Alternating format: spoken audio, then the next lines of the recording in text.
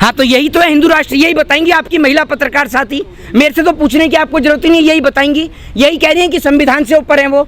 अरे कहा ये नहीं आप ही कह रही है ना कि मोहन भागवत ने स्टेटमेंट दिया है। Who is this Mohan Bhagwat, कौन है बताइए ना आप मुझे। एक महिला के साथ बलात्कार हो रहा है, उसको वहाँ मारा भी जा रहा है, पीटा भी जा रहा है। आप एक महिला होते हुए आप महिला के लिए आवाज़ नहीं उठाती हैं? आपको शर्म नहीं आती अपने आप को महिला कहते हुए? आप जाके केंद्रीय मंत्री स्मृति ईरानी के घर पे जाके माइक लगाइए, उनसे पूछिए कि एक महिला के साथ देश में बलात्कार हो रहा है और आप महिला होते हुए जिन महिलाओं ने आपको चुन के वहाँ तक भेजा, आप आज तक उनके लिए आवाज़ नहीं उठाती हैं? ऐसी महिलाओं को तो शर्म आनी चाहिए। और वो कैसे केंद्रीय मंत्री बन गई? ऐसी महिलाओं को शर्म आनी चाहिए कि वो सदन के अंदर भी क्यों बैठी हैं, क्योंकि अगर एक महिला दूसरी महिला के लिए आवाज ना उठा सके तो उसको अपना महिला कहते हुए भी शर्म आनी चाहिए। कुछ नहीं है, पागल बनाने का एक सरूफा है। आप ये नहीं समझी अब तक? आप कह रही हैं सहमत हैं, ये पागल बना रहे हैं, ये देश में दंगे कराने के लिए हैं। अब आप एक बात मुझे बताइए, जिस आदमी को काम करना होता है ना, वो चुपचाप काम कर देता है। ये बोलते किस लिए हैं, लेक्चर किस लिए देते हैं? और ये बनाएंगे। प्रधानमंत्री जी ने तो आज तक आकर नहीं बोला, गृह मंत्री आज तक आकर नहीं बोले।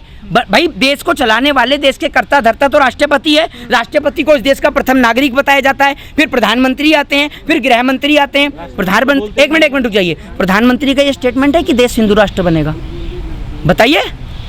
अरे आप मुझे बता दिए, मैंने नहीं सुना, कहीं आप बता दीजिए, सुना हो तो। मोहन भागवत जी ने तो बोला है। मोहन, एक मिनट रुक जाइए, मोहन भागवत प्रधानमंत्री हैं, गवर्नर जनरल लगे, कहाँ से गवर्नर हैं आप बता दीजिए मुझे। लेकिन सुनने में तो ये, अरे मोहन भागवत कौन सी पार्टी के नेता हैं? मोहन भागवत से देश चलता है, देश संविधान से चलता है, मोहन भागवत से नहीं।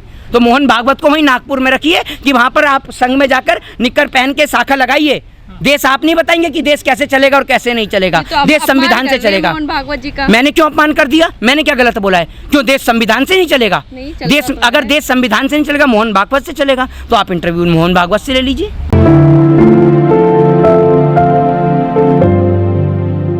कि भारतीय जनता पार्टी के नेताओं की आप किसी भी बात पे यकीन ना करें और देश के किसी भी नागरिक को एनआरसी या सीए को लेके कोई बात को सीरियस लेने की जरूरत नहीं है, क्योंकि जब सरकार को किसी भी नाम से मुद्दे से वोट मिलना बंद हो जाता है, जब सरकार को दिखता है कि भैया अब हिंदू मुस्लिम जो है नहीं लड़ पा रहे हैं, मंदिर और मस्जिद के नाम पर लोग आपस में नहीं लड़ पा रहे हैं, तो सरकार घूम फिर के एक ही टॉपिक पे आ जाती है और वो है सीए एनआरसी। सीए एनआरसी के नाम पे, शाहीन बाग के नाम पे इन्होंने, आपने देखा कैसे दिल्ली को जलवाने का काम किया। फिर उसके बाद में बीच बीच में जो है ये एनआरसी को लेकर कभी सदन के अंदर हो चाहे फिर वो विधानसभा हो, वहां पर लेकर भी बोलते रहते हैं। भारतीय जनता पार्टी को अगर इसको लागू करना है तो किसको बता रही है? अरे आप किसको बता रहे हैं ये बताइए ना। आप पिछले 5 साल से सिर्फ इसमें हिंदू और मुस्लिम को लड़ाने का काम कर रहे हैं और कुछ नहीं कर रहे हैं। और मैं आपको बता दूं कि अगर आपको लागू करना होता तो आप कब का लागू कर चुके होते। Bharatiya Janata party total फेकम fake काम करती है, झूठ बोलने का काम करती है। आप इनकी किसी भी बात को, किसी भी मुद्दे को सीरियस न लें। और अमित शाह जी ज़्यादा ही ज्ञान बांटने का काम करते हैं, तो अमित शाह जी से जरा आप ये पूछ लीजिए कि पहले 10th पहले होती है 12th पहले होती है, पहले तो उनको आप ये जाकर समझाइए। उसके बाद आप भारतीय जनता पार्टी के नेताओं से पूछिएगा कि सीए क्या होता है, एनआरसी क्या होता है। आप एक बात मुझे बताइए, 1947 में जब ये देश आज़ाद हुआ, जो हिंदुस्तान को छोड़कर चला गया उसका इस देश पे कोई अधिकार नहीं बनता है, कोई हक नहीं बनता। लेकिन जो व्यक्ति सदियों से इस देश में रह रहा है, देश की आज़ादी के बाद से इस देश में रह रहा है, इस देश के अंदर हर एक पर्व मना रहा है, इस देश के अंदर हर एक उत्सव मना रहा है, इस देश की खुशहाली से लेकर इस देश के अंदर सरहद से लेकर हर तरह के तनाव को वो देखता आ रहा है, तो आप उस व्यक्ति को कैसे कह सकते हैं कि वो हिंदुस्तान में रहेगा या नहीं रहेगा? ये बताइए। रोहिंग्या ने जो है पूरा देश खराब कर रखा है। अरे तो भारतीय जनता पार्टी के नेताइन भी तो है रोहिंग्या। आपने नहीं देखा था कि अभी बंगाल में जो कोकीन भी लिया था, कोकीन के साथ में पकड़ी गई थी, भारतीय जनता पार्टी के नेताइन भी हैं बहुत सारी रोहिंग्या। आप जाकर देखिए। तो जो भारतीय जनता पार्टी के जो नेता हैं वो नहीं है रोहिंग्या। अगर बीजेपी में कोई आ जाए तो वो रोहिंग्या नहीं है, हैं? और अगर कोई बीजेपी को वोट ना दे और बीजेपी से अलग रहे, बीजेपी की विचारधारा से अलग चले, देश को जोड़ने की बात करे, तो वो रोहिंग्या है। ये किस तरीके का इंसाफ है? आप मुझे सवाल का जवाब दीजिए। आतंकवादी का कोई भी धर्म, कोई भी जाति और कोई भी मजहब नहीं होता है। आतंकवादी किसी धर्म का नहीं होता, ना तो आतंकवादी हिंदू है ना आतंकवादी मुसलमान है। आतंकवादी का कोई धर्म, कोई जाति, कोई मजहब नहीं है। ये तो भारतीय जनता पार्टी के नेता हैं जो इतने, आप ये समझ लीजिए, इतने पढ़े लिखे हैं, इतने ही ज़्यादा दिमागदार हैं कि ये कपड़ों से भी लोगों को पहचान लेते हैं। दूसरी बात ये कि आपने देखा होगा कि उत्तर प्रदेश के गोरखपुर के अंदर जिस तरीके से एक मस्जिद के बाहर जो है कुछ अवैध चीज़ों को रखा गया था, देश के अंदर दंगे भड़काने की कोशिश करी थी, ठीक उसी तरीके से हरियाणा का माहौल ख़राब कर रहे हैं। क्योंकि आप ये देखिए कि बीते समय में कई जगह पर चुनाव हैं। गुजरात का चुनाव एक अहम चुनाव है, हिमाचल का चुनाव है, इसके अलावा कश्मीर का चुनाव है, फिर अगले साल आप देख रहे हैं कि मध्य प्रदेश का भी चुनाव है। बहुत सारी जगहों पर चुनाव है और भारतीय जनता पार्टी शुरू से लेकर आखिरी तक आज तक कभी भी वो एजुकेशन, हेल्थ और डेवलपमेंट पे बात ही नहीं करती है। आप देख रहे हैं कि उत्तर प्रदेश के अंदर शासन प्रणाली कितनी बुरी तरीके से खराब है, देश की आर्थिक स्थिति खराब है, लेकिन भारतीय जनता पार्टी उसको लेकर बात नहीं करेगी। भारतीय जनता पार्टी को घूम फिर के आ जाना है एक ही मुद्दे पर, हिंदू और मुसलमान के नाम पर, सीए और एनआरसी के नाम पर। आप एक बात मुझे बताइए कि सीए एनआरसी को लेकर पहले देश की राजधानी दिल्ली को जलवा दिया, तब इन्होंने सीए एनआरसी लागू नहीं करी। और मैं आपको एक बात बता दूं, इस देश के अंदर बहुत ही कम लोग ऐसे होंगे और जिनके पास में, आप ये खुद ही देख, आपको मैं पत्रकारों को लेकर भी खुद बोल रहा हूँ कि जब आपके दादा थे, आप थोड़ा सा पीछे चले जाएंगे तो आप खुद देखेंगे कि जब आपके दादाजी की डेथ होती थी तो आपको शमशान भूमि से डेथ सर्टिफिकेट भी नहीं मिला करता था। ये तो अभी कुछ समय से ही स्टार्ट हुआ है, कुछ या फिर कह लीजिए कि कुछ ही सालों से स्टार्ट हुआ है कि जो शमशान भूमि पर डेथ सर्टिफिकेट मिलने लगा है। तो लोग कैसे प्रमाण करेंगे कि भाई मैं इस देश का नागरिक हूँ या नहीं हूँ? भारतीय जनता पार्टी जो है वो मंदिर और मस्जिद ही खेलेगी, एजुकेशन, हेल्थ और डेवलपमेंट खेलने के इनके बाप की भी औकात नहीं है। मंदिर और मस्जिद पे खेलते रहो, बस यही है इनका काम। अरे आप एक बात मुझे बताइए, क्या हिंदुस्तान पूरे विश्व का एकमात्र मुल्क है?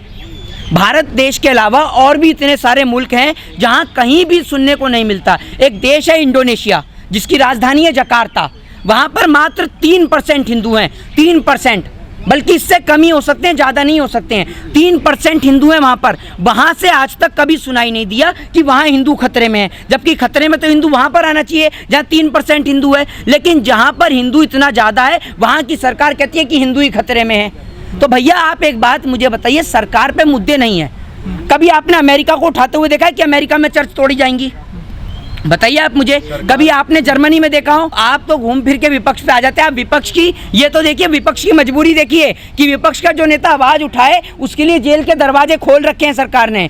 चाहे फिर वो मायावती हो, चाहे फिर वो अखिलेश यादव हो, चाहे राहुल गांधी हो, चाहे प्रियंका गांधी हो, चाहे सोनिया गांधी हो, कोई भी हो विपक्ष में, चाहे अरविंद केजरीवाल हो, कोई भी व्यक्ति हो, कि नेताजी जो है वो चुनाव के वक्त पे घर पे आते हैं, दलितों की थाली में खाना भी खाते हैं, लेकिन खाना बाहर से मंगाते हैं, प्लेट भी बाहर से मंगाते हैं। तो बोलते हैं कि आप आ गए दोबारा से अब दलितों के घर पे खाना खाने के लिए, हैं? अब आपको चुनाव आ गया, वोट की याद आ गई तो आप लोग आ गए। तो वही काम योगी जी कर रहे हैं।